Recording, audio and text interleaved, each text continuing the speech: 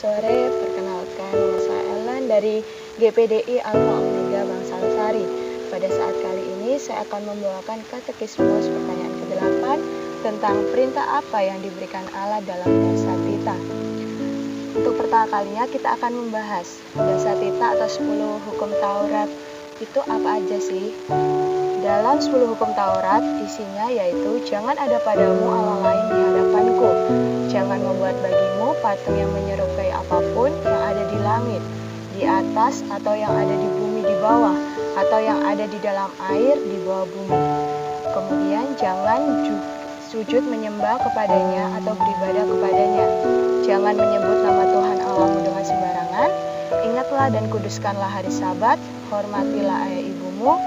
Jangan membunuh, jangan berzina, jangan mencuri, jangan mengucapkan saksi dusta, dan jangan mengingini milik orang lain. Dalam kitab Keluaran, pasal yang ke-20 ayat yang ketiga, di situ berbunyi, jangan ada padamu Allah lain di hadapanku. Dan ada dua tafsiran. Tafsiran yang pertama itu menurut John Bunyan. Di situ dikatakan bahayanya tidak hanya pada melanggar salah satu atau salah dua dari 10 hukum Taurat, tetapi pada melanggar perintah yang manapun. Dan saya akan memberikan sebuah ilustrasi. Misalnya nih, jika ada seorang raja memberikan 10 perintah yang harus ditaati oleh seluruh rakyatnya, dan apabila rakyat itu tidak mentaati, maka akan diberikan hukuman mati.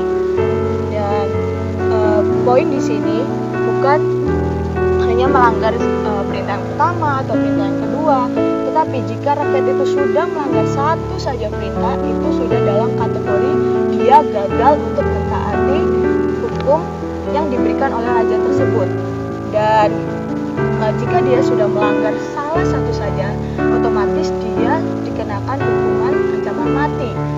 Itu sama saja hukuman yang dia terima ketika dia melanggar semua perintah ataupun hanya melanggar salah satu saja. Dan kemudian perintah-perintah dalam Dasatita ini juga seperti itu, karena yang berlaku di sini adalah covenant of work.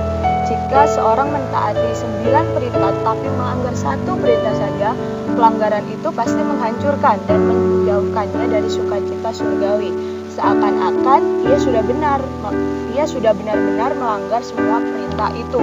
Dan kita patut bersyukur bahwa saat ini kita hidup di dalam kasih karunia Tuhan yang pasti akan menyelamatkan kita dari perjanjian itu.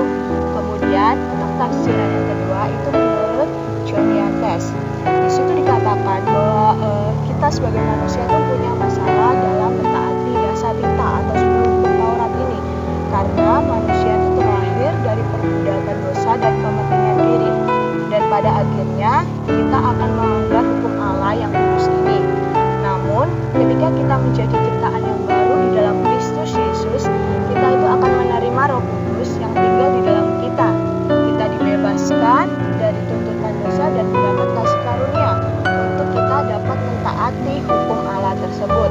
Nah, kalau kita mendapatkan Roh Kudus dalam diri kita, otomatis kita akan mendapat kekuatan baru untuk mentaati setiap hukum Tuhan. Dan ketika kita mentaati perintah-perintah Allah itu bukan menjadi hal yang berat, yang menyusahkan bagi kita, tetapi sarana yang menolong kita untuk dapat hidup dalam perdamaian dengan Allah, diri sendiri, dan juga perdamaian dengan orang lain.